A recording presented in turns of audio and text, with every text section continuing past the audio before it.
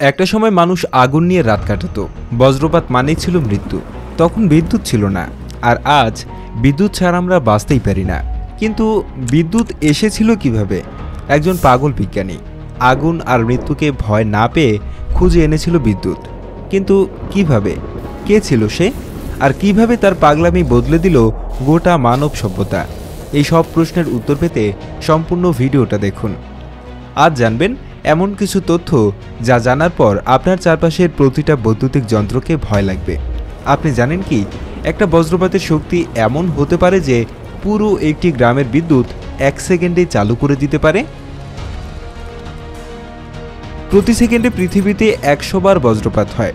তার মানে আপনি যখন এই ভিডিও দেখছেন তখন 500টিরও বেশি বজ্রপাত হয়ে গেছে। 1994 সালে জায়ার, বর্তমান কঙ্গো, এই জায়ার দেশে একসাথে 11 জন ফুটবল খেলোয়াড় বজ্রপাতে মারা গিয়েছিল। বিদ্যুতের স্পর্শ শরীরের ভেতরকার পানিকে তাৎক্ষণিকভাবে বাষ্পে পরিণত করে, আর তাতেই ফেটে যায় হাড় ও মাংসপেশি। কিছু মানুষ বজ্রপাতে বেঁচে গেছে, কিন্তু তাদের শরীরে আজীবন থেকে গেছে বজ্রের দাগ, এক ধরনের লাইটনিং ট্যাটু, যা প্রাকৃতিকভাবে শরীরে আঁকা হয়। আজকের এই ভিডিওতে বিদ্যুৎ সম্পর্কে এমন কিছু বিষয় নিয়ে আলোচনা করেছি যা আপনি এর আগে কোথাও শোনেননি। ভিডিওটি শেষ পর্যন্ত দেখুন, তাহলে আপনি জানবেন এমন কিছু বিষয় যা জানার পর বিদ্যুৎ সম্পর্কে আপনার ধারণাই বদলে যাবে। অনেক অনেক বছর আগে তখনকার মানুষজন বিদ্যুৎ বলতে কিছু চিনত না। সন্ধ্যা নামলেই পুরো গ্রাম বা শহর ঢেকে যেত ঘুটঘুটে অন্ধকারে। আলো বলতে ছিল কেবল প্রদীপ, মোমবাতি আর আগুন। কিন্তু তখনও প্রকৃতি তার ইশারা দিয়েই চলেছিল। একদল প্রাচীন মানুষ অ্যাম্বার নামে এক ধরনের পাথর খুঁজে পায়, যেটা দেখতে ছিল হালকা হলুদ বা কমলা রঙের, অনেকটা ঝকঝকে কাচের মতো। তারা দেখল এই পাথরটাকে যদি পশমে ঘষে নেওয়া হয় তাহলে তার আশেপাশের হালকা জিনিস যেমন ধুলা, খড়কুটো কিংবা কাগজের টুকরো, এগুলো আকর্ষণ করে কাছে টেনে নেয়। তারা বুঝতে পারল না ঠিক কি ঘটছে, কিন্তু তাও তারা এটাকে বলল ম্যাজিক স্টোন। কেউ কেউ ভাবল হয়তো এতে কোনো আত্মা আছে, কেউ বলল এটা ঈশ্বরের আশীর্বাদ। সেই অ্যাম্বার পাথরকে গ্রিক ভাষায় বলা হতো ইলেকট্রন, আর এখান থেকেই জন্ম নিল ইলেকট্রিসিটি শব্দটি। কিন্তু এই রহস্য তখনও অন্ধকারেই ছিল। এরপর কেটে যায় শত শত বছর। সময়টা তখন 1752 সাল। আমেরিকার একজন পাগলাটে বিজ্ঞানী নামলেন এই রহস্য ভেদ করতে। তার নাম বেঞ্জামিন ফ্রাঙ্কলিন। এই মানুষটা খুব সহজভাবে ভাবলেন বজ্রপাত আর বৈদ্যুতিক ঝাঁকুনির মধ্যে কি কোনো সম্পর্ক আছে, এবং এরপর যা তিনি করলেন সেটা আজও বিজ্ঞানীদের চোখে একটা রিস্কি এক্সপেরিমেন্ট, কেউ কেউ বলেন আত্মহত্যার চেষ্টা।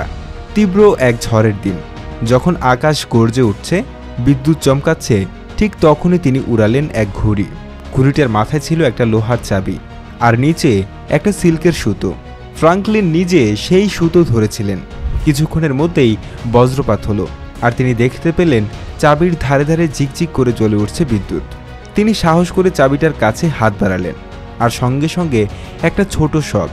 তিনি বেঁচে গিয়েছিলেন, সঙ্গে নিয়েছিলেন ইতিহাসের প্রথম প্রমাণ, বজ্রপাত মানেই বিদ্যুৎ। কিন্তু সমস্যা একটাই, বজ্রপাত আমরা নিয়ন্ত্রণ করতে পারি না। ওটা ভয়ঙ্কর, হঠাৎ আসে আবার হঠাৎ চলে যায়। তাই বিজ্ঞানীরা ভাবলেন আমরা নিজেরাই কি বিদ্যুৎ তৈরি করতে পারি না? এই প্রশ্নের উত্তর খুঁজতে লাগলো বিজ্ঞানীরা, আর সেই খোঁজে একদিন সামনে এলেন একজন অসাধারণ মানুষ, আলেসান্দ্রো ভোল্টা। তিনি ছিলেন একজন ইতালিয়ান বিজ্ঞানী। 1780 সালে একজন ডাক্তার লুইজি গ্যালভানি দেখলেন একটা মৃত ব্যাঙের পায়ে ধাতব ছোঁয়া লাগাতেই সেটা কাঁপে। তার মনে হলো ব্যাঙের শরীরে বুঝি বিদ্যুৎ আছে, কিন্তু ভোল্টা এটা বিশ্বাস করলেন না। তিনি বললেন, না, এটা ব্যাঙের শরীর না, এটা ধাতুর ভেতর বিদ্যুৎ তৈরি হচ্ছে। তখনই তিনি শুরু করলেন পরীক্ষা। ভোল্টা একটার পর একটা 2 ধরনের ধাতু, যেমন তামা আর দস্তা, আর তাদের মাঝখানে ভেজা কাপড় বা লবণ পানি ভেজানো কাগজ রেখে স্তর বানালেন। এইভাবে অনেকগুলো স্তর সাজিয়ে তিনি বানালেন পৃথিবীর প্রথম ব্যাটারি, যার নাম ছিল বোলচাইক পাইল। এটা থেকে ইলেকট্রন বের হতো, মানে বিদ্যুৎ পাওয়া যেত। আর এই বিদ্যুৎ ছিল মানুষের হাতে ধরা প্রথম নিয়ন্ত্রিত বিদ্যুৎ। এই ঘটনাই পুরো বিজ্ঞান জগৎকে বদলে দিল। বিজ্ঞানীরা বুঝতে পারল বিদ্যুৎ শুধু বজ্রপাত বা বড় ইঞ্জিনে নয়, ছোট প্যাকেটেও রাখা যায়। এরপর ব্যাটারির ডিজাইন আরও উন্নত হতে লাগলো। Dry sell, lithium battery, rechargeable battery, আজকের মোবাইল, ঘড়ি, ল্যাপটপ সবকিছুই চলছে সেই ব্যাটারির উন্নত সংস্করণে। কিন্তু আলো কোথায়? তখনও রাতের অন্ধকারে মানুষ তেলের বাতি বা মোমবাতি জ্বালিয়ে চলত। এমন সময় একটা প্রশ্ন উঠল, বিদ্যুৎ দিয়ে কি আলো জ্বালানো যাবে? এই প্রশ্নের উত্তর খুঁজতেই এক যুবক উঠে এলেন। তার নাম টমাস আলভা এডিসন। আপনার যদি এই ভিডিওটি ভালো লেগে থাকে তাহলে অবশ্যই লাইক দিতে ভুলবেন না। আপনার মতামত জানাতে কমেন্ট করুন। আর এমন আরও কন্টেন্ট পেতে আমাদের চ্যানেলটি সাবস্ক্রাইব করুন এবং পাশের বেল আইকনটি চাপুন যেন নতুন ভিডিও মিস না হয়।